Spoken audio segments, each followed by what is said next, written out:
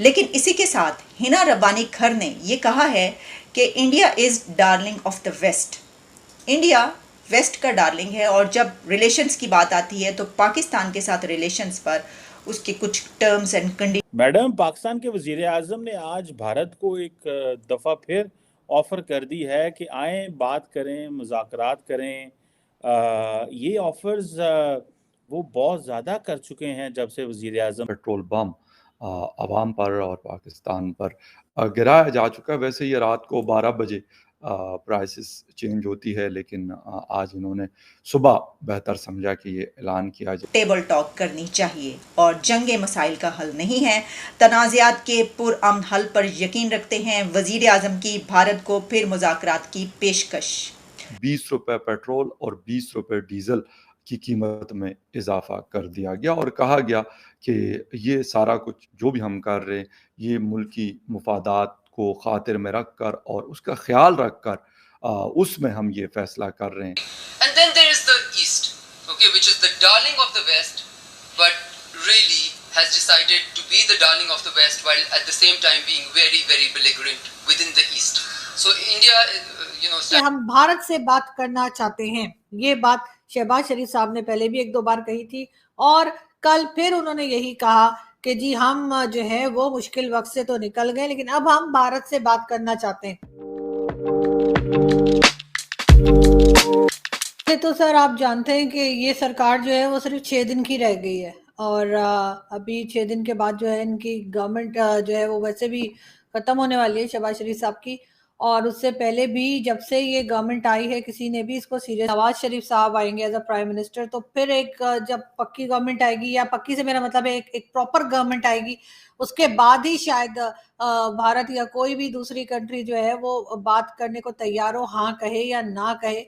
अभी इतनी बार वो लोग कह चुके हैं कि जी आपके यहाँ से हथियार आते हैं, आपके यहाँ से ड्रग्स आती हैं, और उसका सबूत भी अभी हमें मिल गया कि वहां पर जो आपने हामिद मीर साहब का शो भी देखा होगा, उसमें वो बात कर रहे हैं किसी मिनिस्टर से और उन्होंने कहा कि हाँ जी यहाँ से ड्रोन्स जो हैं वो भी जाते हैं, हथियार भी जाते हैं, ड्रग्स भी जाती हैं। फिर मुंबई अटैक को ले लीजिए, चाहे पुलवामा को ले लीजिए, उड़ी को ले लीजिए, कितने ही ऐसे जो हम लोगों ने सो कॉल्ड एडवेंचर करने की कोशिश की कारगिल समेत, और उसके बाद जाहिर है आपके ख्याल से कि दूसरी तरफ के लोग जो हैं वो किसी किस्म का रिएक्शन नहीं करेंगे, वो हमें कुछ नहीं कहेंगे।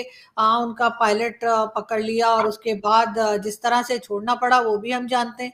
अगर इतने ही हम सही थे, इतना ही हमने ठीक तरीके से उसको अरेस्ट किया था और वो गलती पे थे, तो इतनी जल्दी क्यों छोड़ दिया? रखते ना 2-4 दिन। यहाँ पे तो ये तक कहा जा रहा था कि टांगे कांप रही थी और पता नहीं ऑफ द वेस्ट है। तो इसका मतलब ये हुआ कि जब हमें ये पता चल गया कि, मैं तो ये समझती हूँ कि उन्होंने ये स्टेटमेंट गलत दी है।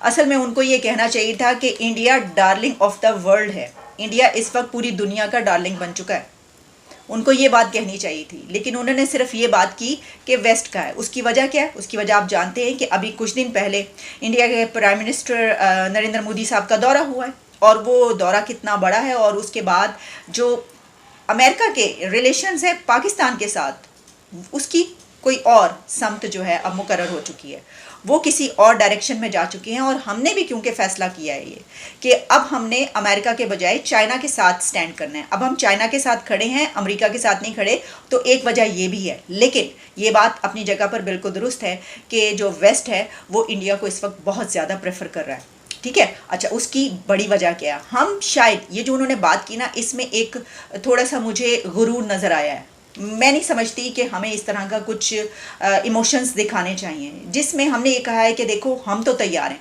इनकी इस हिना रब्बानी साहिबा की इस स्टेटमेंट से ऐसा महसूस होता है कि हम तो तैयार हैं, हमारी तो कोई गलती नहीं, कोई प्रॉब्लम ही नहीं। तो देखिए, जब हमारे साथ ताल्लुकात की बात आती है तो इंडिया ये कहता है कि मेरी ये टर्म्स एंड कंडीशंस हैं, या वो क्लोज माइंडेड है, जबकि बाकी पूरी दुनिया के साथ ताल्लुकात में वो क्लोज माइंडेड नहीं है।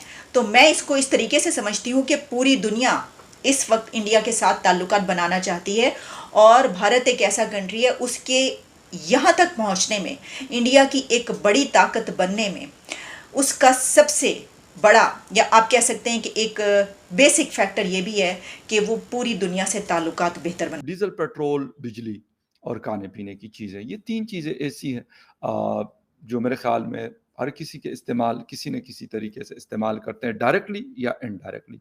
अगर कोई डायरेक्टली पेट्रोल डीजल इस्तेमाल नहीं भी करता, लेकिन उसकी अगर प्राइस बढ़ती है तो उससे होता ये है कि जो उनके पास पहुंचने वाली चीज़ें हैं उनकी प्राइसेस बढ़ जाती हैं, क्योंकि ट्रांसपोर्टेशन के लिए ट्रक्स हो गई, बसेस हो गई, या बाकी जो लोडिंग वाली गाड़ियां हो गई, उसमें डीजल का इस्तेमाल होता है, तो यकीनन उस पर असर पड़ता है।